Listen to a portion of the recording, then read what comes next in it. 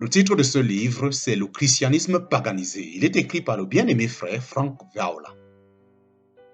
Nous entrons présentement dans la partie 11 de ce livre. Je répète, nous entrons dans la partie 11 de ce livre. Nous sommes toujours au chapitre 1, suite. Comme chaque autre pauvre, malheureux, laïc, vous pouvez seulement ouvrir votre bouche pendant le chant en assemblée.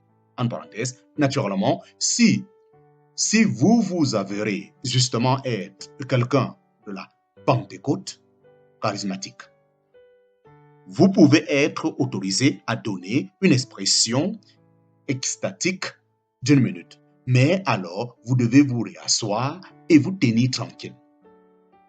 Quoique le partage ouvert lors d'une réunion d'église soit complètement scripturaire, vous casseriez la liturgie si vous osiez laisser de quelque chose d'aussi indigne. Vous seriez considéré désordonné et invité à vous comporter correctement ou à partir. En second lieu, l'ordre protestant du culte étrangle l'autorité et la direction de Jésus-Christ. Le service entier est dirigé par un homme. Où est la liberté pour notre Seigneur Jésus à parler librement par son corps? Ou dans la liturgie, peut-il donner à un frère ou une sœur un message à partager avec l'assemblée entière? L'ordre du culte tient compte d'aucune de ces choses. Jésus-Christ n'a aucune liberté pour s'exprimer par son corps à sa discrétion. Il est retenu captif par notre liturgie. Il est aussi rendu un spectateur passif. D'accord, le Christ peut s'exprimer par un ou deux membres de l'assemblée, habituellement par le pasteur ou le chantre. Mais c'est une expression très limitée. Le Seigneur est réprimé de se manifester par les autres membres du corps. En conséquence, la liturgie protestante tord le corps de Christ en une monstruosité. Elle le transforme en une langue énorme, en parenthèse, le pasteur, et beaucoup de petites oreilles, en parenthèse, le rassemblement. Ce qui fait violence à la vision de Paul du corps de Christ où chaque membre fonctionne lors de la réunion d'église pour le bien commun. Troisièmement, pour beaucoup de chrétiens, le service de dimanche matin est honteusement ennuyeux. Il est sans variété ou spontanéité. Il est fortement prévisible, fortement superficiel et fortement mécanique. Il y a peu de place à la fraîcheur ou à l'innovation. L'ordre du culte du dimanche est un violon. L'ordre du culte du dimanche est un violon à une seule corde qui est resté congelé dans l'immobilité pendant 5 siècles. C'est la même exposition de chiens et de péonés chaque semaine. Pour ainsi dire, l'ordre du culte incarne la puissance ambiguë du par-cœur. Et le par-cœur se délabre très rapidement dans la routine qui devient alternativement fatiguée, sans signification et finalement invisible. Les églises, en parenthèse, ouvertes aux chercheurs, ont reconnu la nature stérile de l'office moderne. Dans leur réaction, elles ont incorporé un vaste choix de médias et de modernisation théâtrale à la liturgie. Le but en est de lancer le culte sur le marché aux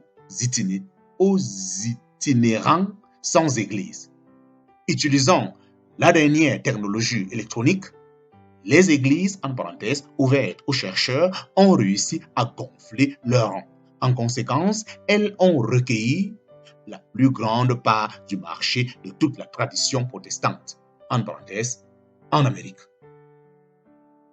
Mais en dépit du divertissement supplémentaire qu'il apporte, le mouvement ouvert aux chercheurs n'a pas su se libérer de la de la stagnante liturgie stérile et inflexible liturgie protestante stupidement ritualisée et pro forma.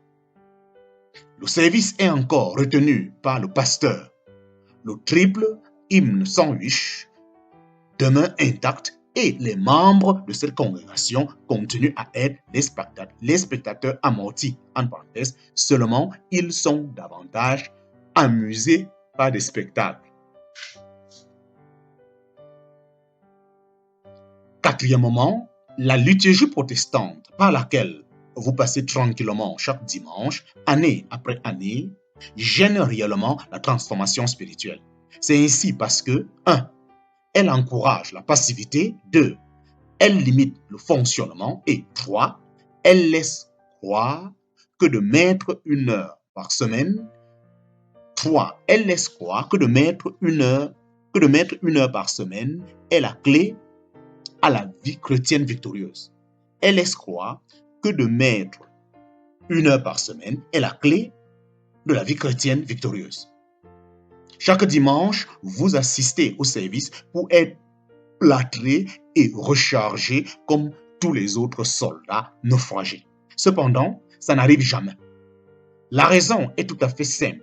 Le Nouveau Testament ne fait jamais de lien entre assister à un rituel ossifié que nous étiquetons Église et la transformation spirituelle.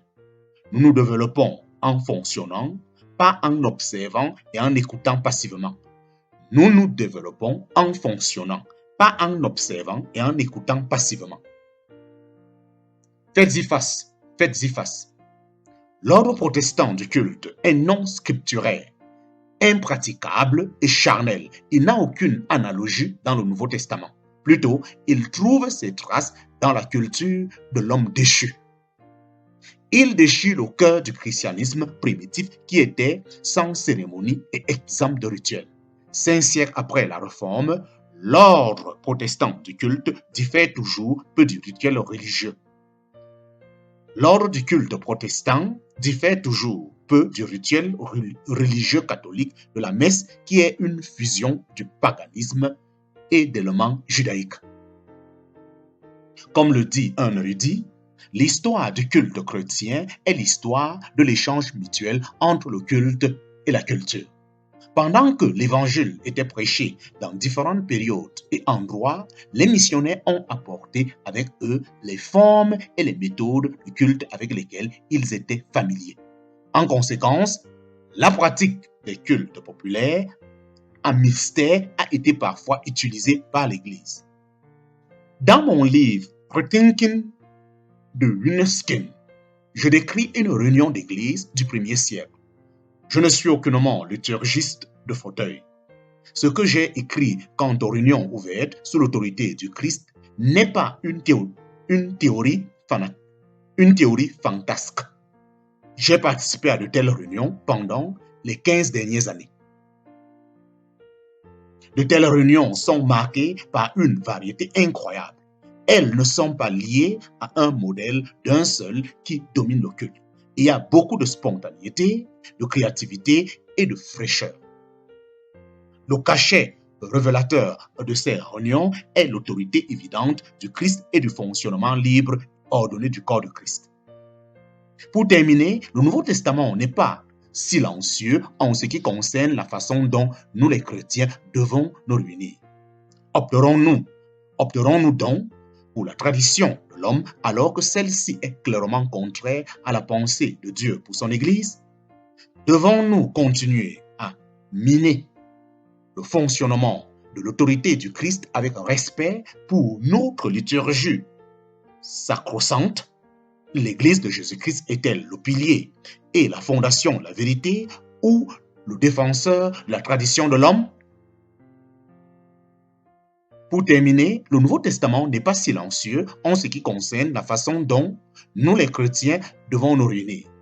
Opterons-nous donc pour la tradition de l'homme alors que celle-ci est clairement contraire à la pensée de Dieu pour son Église? Devons-nous continuer à miner le fonctionnement de l'autorité du Christ par respect ou notre liturgie sacro-sainte, l'Église de Jésus-Christ est-elle le pilier et la fondation de la vérité ou le défenseur de la tradition de l'homme?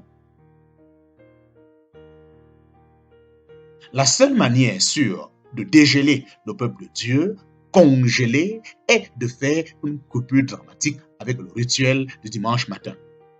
L'autre option est d'être coupable des paroles fracassantes de notre Seigneur. Matthieu chapitre 15, verset 3. Il leur répondit, « Et vous, pourquoi transgressez-vous le commandement de Dieu au profit de votre tradition? »